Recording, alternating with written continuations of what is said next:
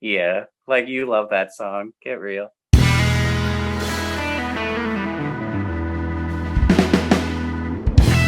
What's up, everybody?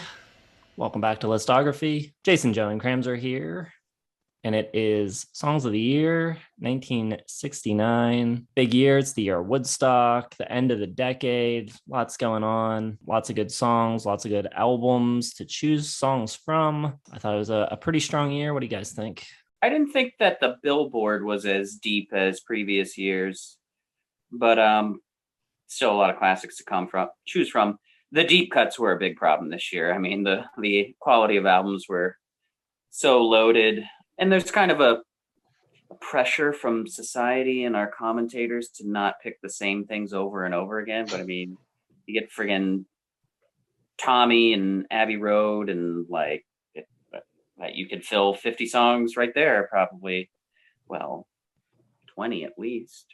Yeah, 1969 was a problem because it's the first year I ran out of slots for my favorite songs. So the Billboard just couldn't keep up. Lots of good songs from the Billboard. Didn't have any problems. It's not like there's a song I don't like on there, but I probably could have gone 10 deep just on my favorite songs before I got to a Billboard song. It's crazy. And this is the first year I've had to leave off songs that would normally be in my top 10. So not going to get any easier, I don't think, either. I'll start, but I'm not starting in 70. We're going back to Joe for 70. All right, let's start with the Billboards. Zombies, Time of the Season. Surprised this did not chart last year, because that's when Odyssey and the Oracle came out, right? In 68? Would have thought it would have been released as a single then. Yeah, what's more to say? The vocals are amazing.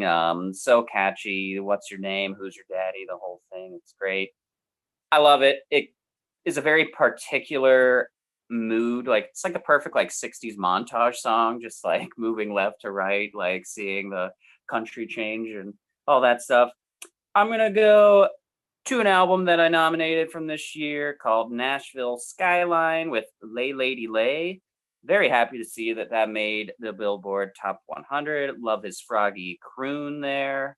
I love the little punctuated honky tonk sounding guitar with that. It's just so cool. Lay upon my big brass bed is just a cool line. Like, he always has such great diction and vocabulary, always picking the perfect just little word to just create an entire image. I love it. I'm also going to go with the Stones with a song I bet Jason doesn't care for very much. Honky Tonk Women. Love it. It's got just such cool, fun blues, boozy party flavor to it. Mick loves his loose Southern women, and God bless him for it. I got a couple of somethings. One being Something from Beatles. Love it. George Harrison, one of his better tracks. The guitar is perfect. It's got just a romantic sensation about it. And then I've got Something in the Air by Thunderclap Newman. Love this song. It's got a tremendous, just simple electric guitar sound, straight ahead, but it's got such a really, I don't know, there's such satisfaction to listening to it. It's about kind of the times. It's very topical for 1969, but it's not really vigorous. It's a lot more just kind of reflective, and it's just a really pleasant, cool, gorgeous song that's really catchy, and it's just a good, simple groove. I love the breakdown when it goes, "We've got to get it together." It's great. Wow, me and Krams are just really dialed in this year. 3 shared from the Billboards. This was not one of them, though. On my Billboard 5, I got I Want You Back from the Jackson 5. It's one of the great chord progressions ever. It's been used in 6,000 remakes and rap songs and everything else. So catchy. The showcase for the Jacksons. That's how it all started right there. Berry Gordy created a company just to write songs for them. So it worked because that's a great song. Sharing with Kramser, my number 4, I got Honky Tonk Women. I love the cowbell intro, the honky tonk guitars. The lyrics are great. She blew my nose and then she blew my mind. That's such a good lyric.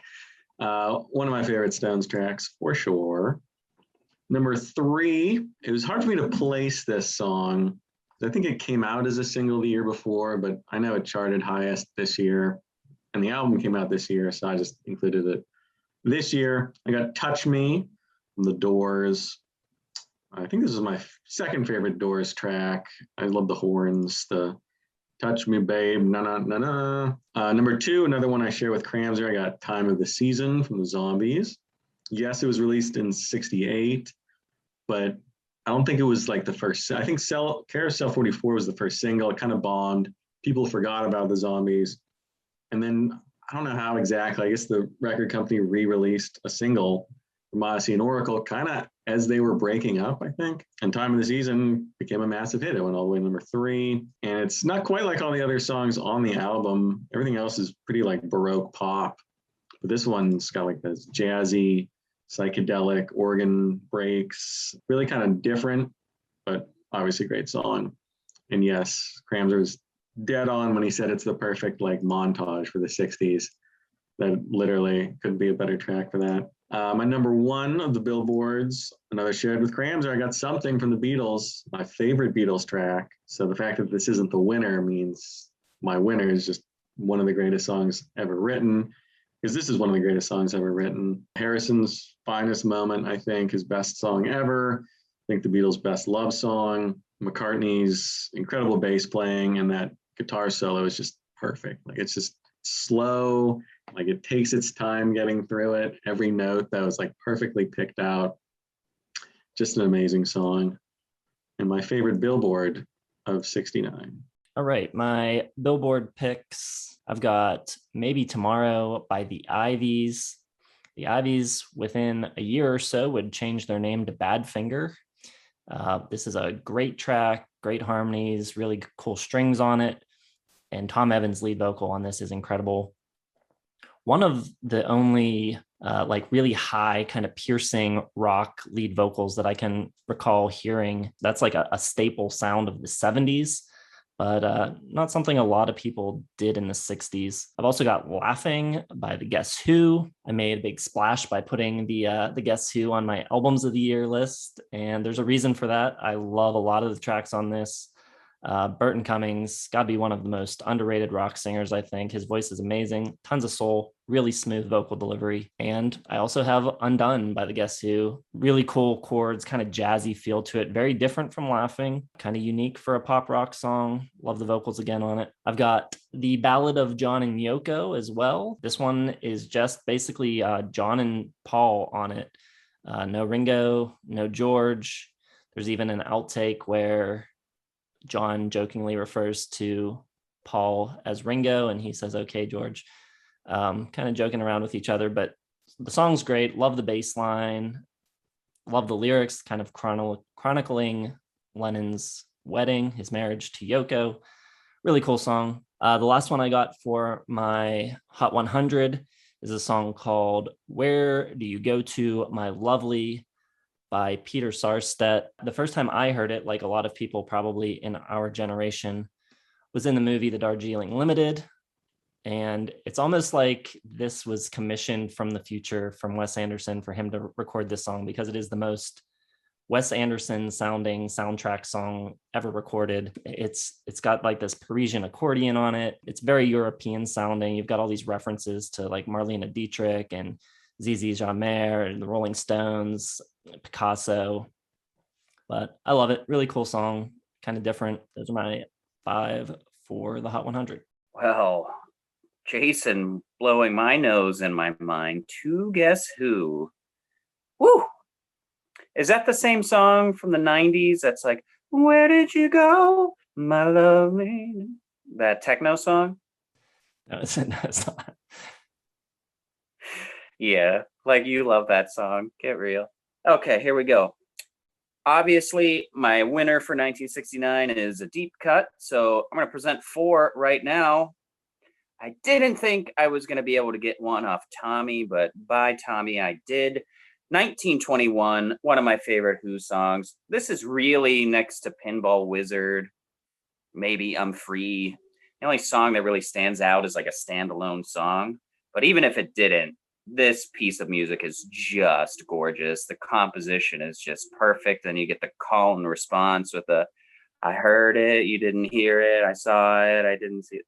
It's such just a tremendous song. And one of my favorite lines ever is, I had no reason to be optimistic, but somehow when you smile, I can break bad weather. What a friggin' cool line. All right. I'm also going to go with a little old-fashioned hard-ass rock and roll. It's everything you want in a Zeppelin song. It is Good Times, Bad Times. Track 1, album 1. Such just a great song. It's kind of joyous. It's got a lot of spirit. It's got just such like a cocky attitude with the show off playing. It's so good. Bonham is just doing his shit right off the get-go. It's so cool. I love when Plant's just kind of rambling at the end, and Page's solo work is amazing. It's just, I mean, if there's like one Zeppelin song that is Led Zeppelin, I don't think it's the best Zeppelin song, but I think it's a great song for them to just, as a bumper sticker, Zeppelin song. You get everything. I love it. Here's another one. I'm going with Both Sides Now by Joni Mitchell. Beautiful track. Really just lovely sentiment about kind of growing up and, you know, learning not just about the world, but about yourself, because you're learning how you interpret different things. You know, you were a child once and you saw clouds this way, and now you see it different things, but you come to the conclusion that you just don't understand life. And it's such like a really like sorrowful thing, but it's beautiful that that she can feel it as well. So she's aware of that. Very good. And it came down to 2 songs. My runner-up officially is going to be a Beatles track you may have heard of called Here Comes the Sun. An instant mood lifter of a track. Like, it is just getting like injected with sunshine and joy and positive vibes on it.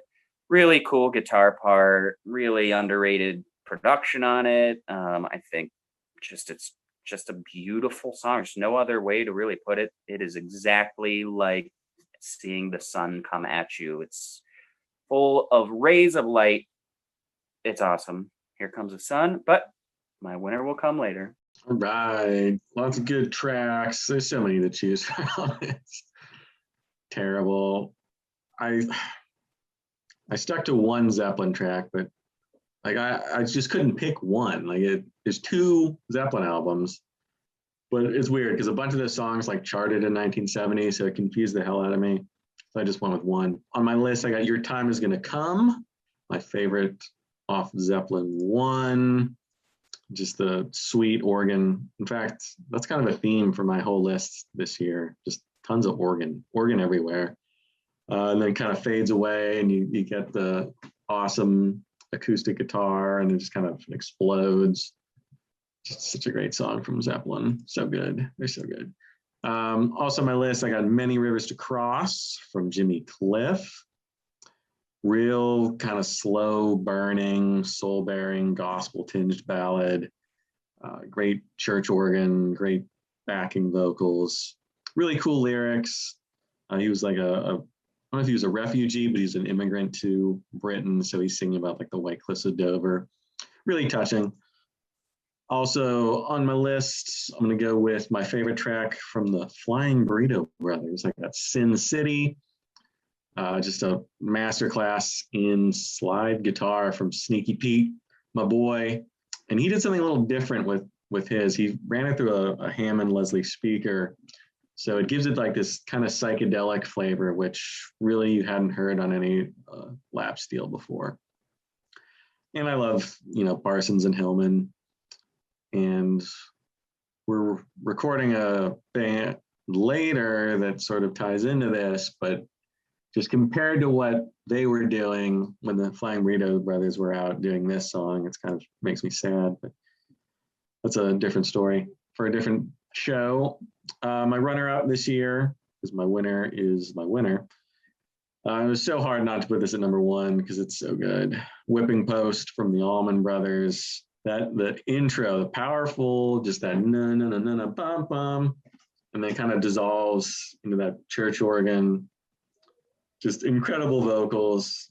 Some of the greatest guitar solos ever. Just, it's amazing. My favorite song from them. probably my favorite Southern rock song ever. And it's just kind of the perfect, like, there's a little gospel in there, a little Southern rock, just everything you need. And so close to being my number one, but my number one is going to be just a massive top 5, top 10 all time. So just missed out. This was really tough. And pretty much all of these I considered for my top spot. It was a very difficult decision. I had Whispering Pines on my list by the band, but I decided to bump it off and replace it with Something by the Beatles. Totally awesome, like you both said. And I think the rhythm section on it's amazing, great production, and it just happens to have my favorite guitar solo of all time on it. So had to get it in there. I've also got Because by the Beatles. Just the harmonies are so incredible. 3-part harmony, but triple tracked. So you've got 9 voices just weaving in and out of each other. Just so beautiful. The chords are great. It's essentially Moonlight Sonata played backwards. It just sounds so good. Yeah, it's hard to believe it was recorded in 69 because it sounds immaculate. The top 3 were the 3 that were really tough for me to decide which would be my winner. They were all in the top spot at some point this week. Not giving it to Helplessly Hoping by Crosby, Stills, and Nash, which, speaking of harmonies, Cram's shaking his head because he knows I'm not the hugest Crosby, Stills, and Nash fan, but this track is my favorite track of theirs. I think it's the best they ever sounded. The harmonies on it are perfect. I think it's a really beautiful song. It's just jaw-dropping in its precision vocally. And then I don't know if this is technically my runner-up or not, but the last one that is not my winner is a Flying Burrito Brothers song. I'm going with Hot Burrito number 1. Really cool song about Graham Parsons' breakup with his wife, Nancy. Really heartfelt. It's just really powerful song. I love the simplicity of the delivery. It's not like oversung or overwrought. It's just really just like kind of plain spoken, but really powerful. So those are my picks. And now it's time to get to the worst of 1969. Okay. I'm positive Joe and I will not be in line here, but let's give a couple of quick honorable mentions before we talk about the crap. Me and Joe really close to having even more in common. I was considering Whipping Post and Touch Me by the Doors. Also Cowgirl in the Sand by Neil Young and Down by the River I was considering. So it's just such a loaded year. I know we're beating a dead horse, but it's just sucks. Everything is a Sophie's Choice. The worst song for me of 1969 was a number 1 hit, Aquarius by the Fifth Dimension. I know Joe loves it, but Joe, you only love it because of the end of 40-Year-Old Virgin. No, I'm sure that's not true. Maybe a little bit. Okay, but this song sounds like it was just written for like a middle school play. Like, I don't know. It's really ridiculous, incredibly hokey. It's annoyingly infectious. I mean, I think this is a pretentious ass song. Like, that is it really about the cosmos and the universe? Get the hell out of here. No way. It's the sort of like, I don't know, just stupid astrological tarot card reading nonsense that no one should buy into. So it sounds bad, is bad, feels bad, looks bad, smells bad. Aquarius. It is a tough pill for me to swallow that other songs didn't make it into the top 100, and this was number 1. Yes, that is a terrible song, but it's also a great song. So I can't put it at the worst. My worst is going to upset a lot of people. I don't know why I feel this way, but I've always disliked this song a lot. And there wasn't anything else really that I saw that I really just hate. So I'm doing this just to upset Jason. The Ballad of John and Yoko is my least favorite Beatles track. I can't stand it. I don't know why. There's something, just the way Lennon like phrases certain words, like the crucify me part. Something has always bugged me about this song. I have no idea why. Maybe it was like some repressed memory or something. I've always disliked it. And in lieu of like me actually researching every single song that hit the top 40, I'm gonna go with this one because I like upsetting people. Yeah, it sucks, dude. Get over it. It sucks. It's ludicrous. No, that'll come in the early 2000s, my friend. My choice for the worst song of the year is In the Year 2525 by Zager and Evans. A lot of the songs that we've been choosing are songs that are kind of questionable lyrically, songs about dating underage girls and things like that. This song I can actually kind of get behind lyrically. It's a cautionary tale about mankind and its relationship with technology and things going down kind of a scary path.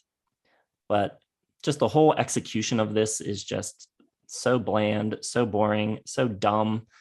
The way that it adds 1,010 years every time they sing the verse, where it's like in the year 3535, in the year 4545. It's just, I don't know. I think it's kind of dumb. There's not really a hook to it. Not a very good song. Also a song that went to number 1. Okay, let's get to the winners. My favorite song of 1969 is Girl from the North Country by Bob Dylan with Johnny Cash. I very much prefer this version on Nashville Skyline. I think it has incredibly underrated, soulful, delicate acoustic guitar playing. Sort of what I call like that little Dylan arpeggio where he goes ba-da-da-da-da-da, and he does it in a lot of different songs, but the way he kind of just accents the verses here with that is just so poetic. And this song is just one of the most romantic songs ever. You can really just, I mean, Dylan was younger at the time, but it has such like an old man kind of remembering love kind of feel to it. Like you can always picture like Dylan old, like heartbroken and lonely, but like okay with it. And something triggers this memory or someone brings it up and he gets really detailed about the way she looks, what the part of the county or country looks like when you go there. And oh my God, it's perfect, especially bringing in Johnny Cash, because it's almost like Bob can't finish the song on his own and he like needs that crutch to help get him through it or whatever, this memory. Like it's painful and beautiful and haunting. It's just incredibly descriptive and see for me that her hair is hanging down. What a friggin' amazing line. I love it. I'm always a sucker for the more romantic and sentimental sort of songs that are done well. And it don't get much better than this. Girl from the North Country, Bob Dylan. Well, that's good. I'm glad you picked that one. That has no chance of winning. So looking forward to another victory unless Jason picks a Beatles song, which he probably will. And he'll probably, well, my God, he didn't. Okay, perfect. Should be an easy win for me. My number 1 song, 1969, one of the great rock songs of all time. Best Rolling Stones song, Gimme Shelter. Pretty obvious pick for the best song of 69. It's the song that murdered the summer of love, basically. Just an incredible performance. Really like a dark, heavy song. It kind of like sucks the light out of like everything. The backing vocals from Mary Clayton, just incredible. She almost is like the lead singer at times in this. Just, that wail. It's one of those apocalyptic sort of blues songs. Keith is probably he does the lead and the rhythm on this. This is before Mick Jones, so he's just on fire. Great piano from Nicky Hopkins. And it's just so dark and foreboding and just the perfect way to end the 60s into the cocaine and darkness, Vietnam of 70s. Just it sums up sort of the end of the pop era and the beginning of the hard rock era, I think, perfectly. So it is my number 1 song of 1969, Gimme Shelter from the Rolling Stones. All right. Yeah, you're going to win this week for sure. Without a doubt. I can't see Cram or I beating you. My winner is a song called That's the Way God Planned It by Billy Preston. And I love Billy Preston, great keyboard player. He, of course, kind of came to fame by playing with the Beatles. He plays on the Let It Be sessions and one of the early artists signed to Apple Records. This is a really cool kind of like gospel soul track, which, I'm not a super religious person. So lyrically, I could take this song or leave it. But the feel, the emotion, and the band on this, if you're not familiar with this song, you've got Billy Preston on keyboards. You've got George Harrison on guitar. You've got Eric Clapton on guitar. You've got Keith Richards on bass and Ginger Baker on drums. Quite the lineup. I expect people will still probably vote for Joe's song, but if you don't know this track, go check it out. It's got, all of the best musicians of the 60s on it. So really cool. Make sure you listen to part 1 and 2. There's like an extended outro with a really searing Eric Clapton solo at the end that a lot of the versions have that sort of edited out where it's just part 1. Make sure you get the full length thing because that's where the magic is. What's going on? No Here Comes the Sun, but 2 Guess Who songs. Jason says Eric Clapton is a great musician, that he's not super religious. He's not religious at all. Maybe for like Aquarius sort of stuff. I'm getting an underlying, based on Joe's picks and his comments in these videos, he's getting a little sick of the Beatles, and like I feel like the Stones are getting close to like maybe switch, like getting over them, or at least like he's campaigning for it. Here's the problem always with the Stones is so many of their best work was singles. It kills me. I had to leave off I only had 1 Stones album, I think, on my list just because my favorite stuff of theirs is all singles. So yeah, I think we've probably overlooked the Stones a little bit too much. Not you, but that guy, the guy in the rainbow shirt. And yeah, I'm a little sick of the Beatles, I'll be honest. Even though Something, I think, one of the great songs of all time. If I could include the whole Abbey Road Final Suite as one song, it might have won as well. So but still, like, they're not infallible. I'm getting a little like, oh, everything they do is perfect and wonderful and we should worship them. But getting a little sick of that attitude from some people and the commenters, really. They are completely infallible, Joe. I'm also upset that Wichita Lineman lost to Happiness is a Warm Gun, which outrageous. Only by 5 votes, but still outrageous. Yeah, Gimme Shelter is a great pick. I love it. Could have easily gotten there if I was in a different mood.